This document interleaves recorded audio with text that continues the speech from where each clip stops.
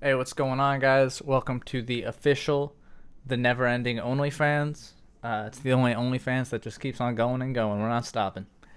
Today, we're gonna be doing a little vocal chain breakdown for my vocals. I am rapper, singer, beautiful person, good person. People like me. Do a little bit of production. Do a whole lot of engineering. Wolfman Longarm. So, welcome once again. Let's talk about this. So here, this might not be on a Neverending tape, but it's got me on it. It's got Brosco on the production. I'm just working with a little two-track track out right now, so we don't have the stems, but he's looking for them. It's on an old hard drive, so God willing, we're going to find those. Shout out Brosco, legendary producer, all over the tapes, because he's awesome. Shout out Brosco. So I guess let's just listen to it in its end state. Zipping Jordan secret stuff like I'm playing against the monsters. You playing with these snakes, Appalachian Pentecost. Though you made it to the top, but what it really cost? Yo, my friends all lost their way, and I'm just another. Alright, so I turned it down a little bit because somehow got cranked up a little bit, but I feel like maybe this is a good spot for it to be in. So, Holy Trinity, we got great bars, we got great instrumental, we got some great mixing, hopefully. Still work in progress. And I'm going to show you how we got to that from this. Zipping Jordan secret stuff like I'm playing against the monsters. You playing with these snakes, Appalachian Pentecost. Though you made it to the top. Pretty big difference, right? So, for this track, what I was trying to do was I was trying to create a vibe of, I guess, isolation. Obviously wanted to be super crispy with the vocals, have everything nice and compressed. But I kind of wanted that lo-fi sound to be kind of detached and disassociated from the listener to go along with the kind of sullen instrumental and the kind of introspective lyrics. So first things first, what we got on here is we have a gate because I be making mouth noises all the damn time. I can't help it. I just make a lot of mouth noises. So we got the gate. It's turned pretty far down. We're just catching any breaths or little weird stuff. After that, onto the actual chain, we have a little EQ8. Now for this, I've used all stock Ableton plugins. So this is kind of, you can do it whatever DAW is going to have these plugins in them. Unless you're using Audacity, but then you're a psychopath. So shout out to you. You're probably killing it. We got EQ8. We're just doing a little subtractive EQ on here. Nothing major. I'm doing the technique. Some people like it. Some people say it's bullshit. Where you kind of go through. Zipping Jordan secret stuff like I'm playing against the monsters. You playing with these snakes, Appalachian Pentecost. Though you made And it. you're looking for frequencies you don't like. And I didn't like that one. Excuse me. So we got a few other ones. And then we got some nasal sounds up here. Which I have a lot of nasaliness if y'all hadn't noticed yet. So, it's not major. We're just trying to take it from 90% to, 100%. This isn't a silver bullet situation. We're just doing a little things to pick away what we don't like and add things we do. So another thing I didn't like was the volume of the S's. So we have a de-esser. If you're not familiar, it's basically just a compressor for a certain frequency band. In this case, it's 4.24 kilohertz and up. So if it hears that, it's going to bring it in. It's going to rein it in, brother. Because we don't want those P, T's, and S's messing with us, blowing out our listeners' eardrums.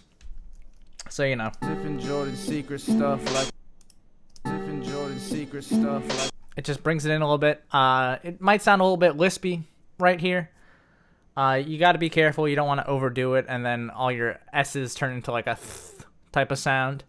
Unless maybe you're down with that. Who am I to judge you? Maybe you actually have a lisp. And, that's probably make like a pretty dope rapper if you had a lisp. I feel like you could turn that to a strength. Anyway, so I don't have a lisp most of the time, so I'm trying to avoid that. But it does sound a little lispy, but we're going to kind of add some of those S's back in because the next EQ, we're boosting shit up. We're freaking cranking it. At the top end here, with our little, what do you call that? Like a I don't even know what you call this. It's not a, I guess it is a high shelf. Yeah, we got a little high shelf action. We got this cranked all the way up to 6 decibels.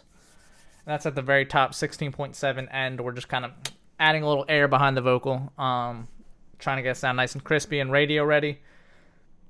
That's basically what all these are doing as well. And then finally, we have this guy. Excuse me, freaking burping up a storm. This is our high pass filter. On a normal song, if I wasn't going for this kind of like sad radio sound, I would maybe have this over at 100. Jesus, man. Wow. Maybe have this over around 100 and have like a sharper curve downward, so it would sound more like this. Secret stuff like I'm playing against the monsters. But for this track, I felt like I wanted it up here. Secret stuff like I'm playing. So, you know, you can't tell me that's wrong because it's a freaking art form. But most tracks I would probably still have all the high-end boosts because I want it nice and crispy. Some people are afraid of the gain. I'm not scared of the gain. If you're scared, go to church, obviously. That's what we got going on there. Next up, we have the compressor here. Same thing, you know, there's no fear in me, at least regarding ratios. So I've got it infinity to 1, baby. I'm just, if it goes up above a certain thing, we're crushing it down. Like I said, sad radio sound, but still poppy. I'm not worried about, you know, losing some intricacies of the vocals or any shit like that. I'm going for an effect. So we got the ratio cranked. We got the attack super fast. We got the release pretty freaking slow. We got the threshold around 23.2. And then we have 2.8 decibels of makeup gain. So it sounds like this without it. Secret stuff like I'm playing against the monsters. With it. Secret stuff like I'm playing against the monsters. You playing with these snakes, So, you know, it's compressors have been kind of hard for me. I'm not gonna lie to y'all. Sometimes I struggle to hear the sound, but if you notice here, maybe some people are like, it's freaking obvious, you're crushing it. But it's just bringing everything forward a little bit, putting it more in your face. I'm in your face. Next up, we got the soft shaper, which, like I said, using all stock plugins for y'all. Normally I would use Nectar or Fab Filter, and I like Nectar's saturation. It's got a few different types of dope. I also like Antera's tube amp simulator. I think it's called something like that. But we're going stock, so we're using the soft shaper saturation preset. So that is to say, where is it? It's the saturation audio effect and the soft shaper preset. I might have added a little drive, so here's it without it. Secret stuff like I'm Here's it with it. secret stuff like I'm playing against the monsters. You playing with these snakes, Appalachian Pentecostal. You So a little more kind of leaning into that radio effect, a little more getting it, you know, like I said, from the 90 or whatever. Maybe we were at 97. Now we're at 98. You know, we're just adding on little layers. I'm not scared of saturation. You shouldn't be either. Final touch for me is the reverb. And so for this, I think we had it around maybe 21. 21. And I lied to y'all. Actually, I am using Valhalla Room, which is not a stock plugin. But all DAWs, most DAWs that I know of have reverb plugins that I'm sure work fine, but I just like using this one. Got the golden plate preset. I think I cut the decay down a little bit from where it was at. Maybe it was in the 2s. I like my decays. This still decently long, you know, reverb, but I don't know. I don't like to go over like 1.5 unless I'm really trying to achieve something with the reverb. Because this already sounds like I'm going to be in a hall. secret stuff like I'm playing against the monsters. You playing with these snakes, Appalachian versus without it. Secret stuff like I'm playing against the monsters. So, you know, it really adds to the depth, I feel like, of the vocal.